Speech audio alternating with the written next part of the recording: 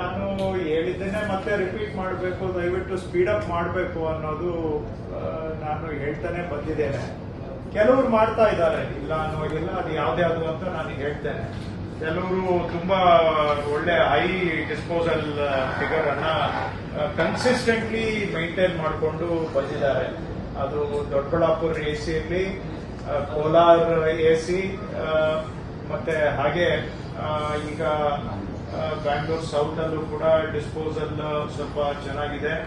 And Mangaluru ತುಂಬಾ ಚೆನ್ನಾಗಿ disposal ಮಾಡಿದ್ದಾರೆ. ಕೊಳ್ಳೇಗಾಲನು ಅವರು ಲಾಸ್ಟ್ ಟೈಮ್ ಏನು ಮಾತು ಕೊಟ್ಟಿದ್ರು ಆ ಮಾತು ಪ್ರಕಾರವಾಗಿ ಮಾಡಿದ್ದಾರೆ. ಸ್ಮಾಲ್ ಬ್ಯಾಲೆನ್ಸ್ ಉಳಿದಿದೆ.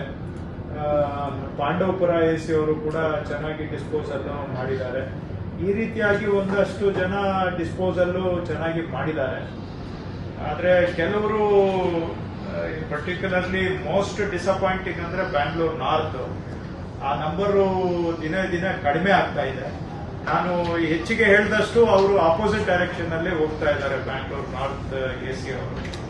ಸೊ ಆ ರೀತಿಯಾಗಿ ಕೆಲವರು ಅಡ್ಮಿಷನ್ ಕೂಡ 372 ಕೇಸ್ ಇದೆ. ಸೊ ಹಾಗಾಗಿ ನೆಟ್ ಡಿಸ್ಪೋಸಲ್ ಏನು ಕಡಿಮೆ ಆಗಿಲ್ಲ. ಬಹುಶಃ ಅವರು ಈಗಲೂ ಕೂಡ ಈ 372 ಹೊಸದು ಅಂತ ನನಗೆ ಅನುಮಾನ. ಇವು ಈಗ ಡಿಜಿಟೈಸ್ ಮಾಡಿರ್ಬೋದು RCCMS ಗೆ ಅಂತ ನನಗೆ ಅನಿಸುತ್ತೆ. ಯಾಕಂದ್ರೆ ಸ್ಟೇಟ್ ವೈಡ್ ಟ್ರೆಂಡ್ ನೋಡಿದಾಗ ಅಷ್ಟೊಂದು ಹೊಸ ಪ್ರಕರಣಗಳು ಇಲ್ಲ. ಇಲ್ಲಿ ದೊಡ್ಡಬಳ್ಳಾಪುರ, ಬ್ಯಾಂಗ್ಳೂರ್ ನಾರ್ತ್ ಮತ್ತೆ ಸೌತ್ ಅಲ್ಲಿ ಮಾತ್ರ ಹೈ ಪ್ರಕರಣ ಇದೆ. ಕುಂದಾಪುರದಲ್ಲಿ ಇದೆ ಹಾಗೂ ಪಾಂಡವಪುರದಲ್ಲಿ ಇದೆ. ತಾವು ಸ್ವಲ್ಪ ಕೇಳಿ ಸರ್, ಯಾಕಂದ್ರೆ ಪಾಂಡವಪುರ